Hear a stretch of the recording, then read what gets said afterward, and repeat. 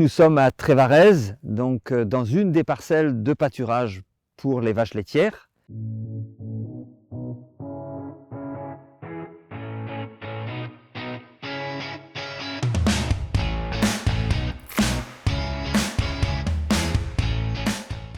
Ce qui est le cœur de la composition d'une prairie pour le pâturage, c'est le raisin anglais et le trèfle blanc.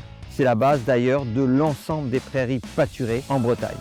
Au-delà de ces deux espèces, on va y joindre, selon la destination pour le pâturage, d'autres graminées, des graminées plutôt de garnissage qui vont combler les espaces laissés vides à certains moments par les deux raisin anglais et trèfle blanc. Ce sera l'utilisation du paturin des prés ou de la fétuque des prés. Pour ce qui est des légumineuses, il ne faut pas oublier qu'ici on est dans une zone à climat frais et arrosé certes, mais frais, démarrage lent au printemps. Le trèfle blanc a besoin de chaleur pour démarrer et parfois il est important d'avoir une autre légumineuse qui va jouer un peu le rôle de béquille au démarrage de la saison de pâturage.